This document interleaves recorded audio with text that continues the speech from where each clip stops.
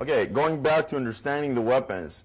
From the minute I have a gun in my hand, it's nothing but a piece of metal if I never held one, let alone shot one. Okay, so if I never held or shot a gun, it's part of the studying and understanding of gun disarming. I have to go to a shooting range under a certified instructor and get trained. Understand the mechanism, shoot it, see how it reacts, how it feels. Once I get that, I will have a better understanding of the mechanism, meaning that I will have a greater knowledge of how to operate my gun. As you've seen before, I held my attacker in one hand before and using the other hand in order to control the weapon. Now, in order to do that, I have to know the principles of shooting and operating a gun single-handed. Let's say my other hand is occupied at the moment.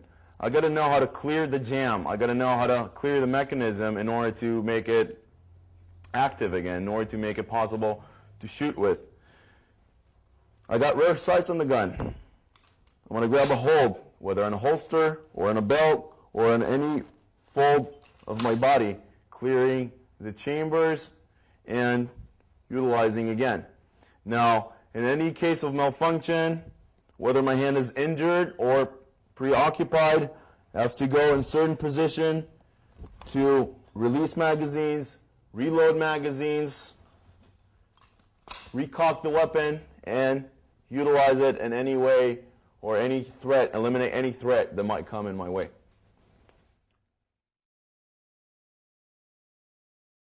Okay, the second position is attack from the rear, attacking from the back. It's a very dangerous position because now I cannot really see fully my attacker. But I do have my peripheral vision. My peripheral vision helps me to identify whether he's holding a gun or just placing his finger instead of a gun. I need to see on which hand is he holding the gun, maybe just putting his finger. I need to see if he's serious, maybe it's someone I know. Okay?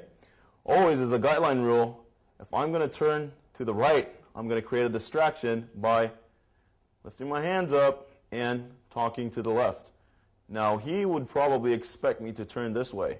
Yet, in the same time, what I'm going to do is talk to my left, slide my arm slightly, and pivot to the right. As you can see, I trap the hand on the wrist, securing the barrel, pointing it to his face. From here on, I can perform the strikes and punches that I want. I can tear the gun, headbutt, grab knee, come back with a gun, come back with a gun retention. This would be performed from the right side. We also got the option to perform it through our left side. Now, pretty simple. If I perform it on the right side, I would talk with my head turning left. If I'm going to turn to the left side, just the opposite. I'm going to talk to the right. He would expect me to turn from here. Also, again, try to identify whether he's holding a gun and maybe he's holding it on his opposite hand. So as I look right, I turn left towards him, holding the wrist, nothing above it or nothing below it, securing the wrist. Strike, escort it with an elbow, secure the gun, getting the knee inside, striking, going back in a gun retention position.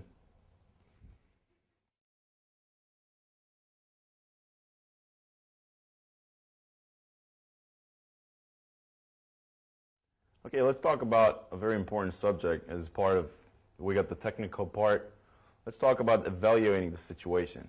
Evaluating the situation is pretty much understanding the state of mind of your attacker, to realize your own state of mind, because a gun threat is not any bar fight or just a brawl or someone pushing you. It's an immediate, crucial, life-threatening situation. It's something that it's either you get out of or not, pretty much 50-50. That's why it's really important to evaluate your attacker's situation, his state of mind. Maybe someone pulls a gun at you. Hey, give me your money, give me your wallet, give me your watch. You give it to him. Sometimes it's just not worth the fight. You know, everything can be replaced. Your life cannot be replaced. If your life is in danger, if your loved one's lives are in danger, then you got to operate.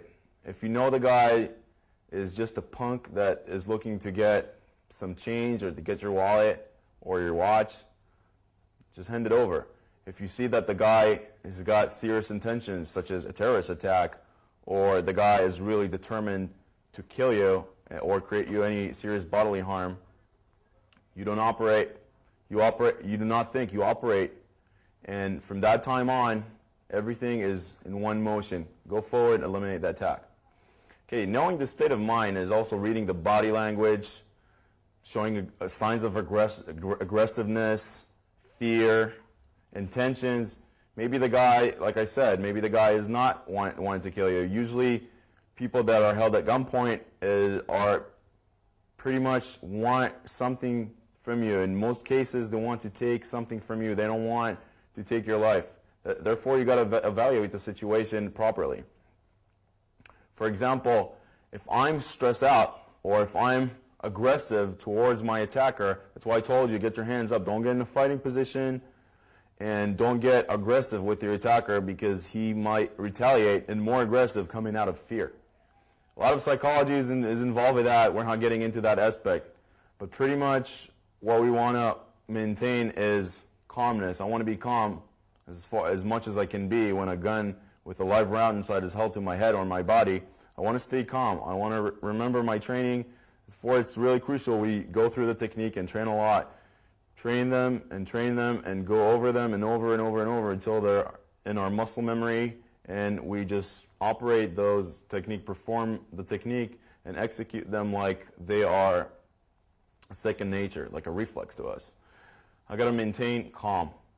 You can go through practice 1,000 times, but when it really comes to that, you have to stay calm and remember that there's only one shot. There is no second chance here. Also, we got to identify, like I said, signs of aggressiveness with our attacker. Again, if he is determined to kill us, a suicide move, like we discussed before, might be in handy or necessary to perform and to save our lives or our loved ones. If not, let him go with the technique. Let him go with the money, with the wallet. Perform the technique, and keeping the technique only for last resort. If I don't have any option, if everything else fails, maybe I can talk him out of it. Maybe I can just cooperate and save my life. If everything else fails, this is where those techniques are come in handy. That's why they're very risky techniques, but they've been proven to work in most cases. There's never 100%, but in most cases, if executed properly, if staying and remaining calm, you might have a very good chance of saving your life from a gun attack, a robbery, any weapon, assault, or intention to harm you.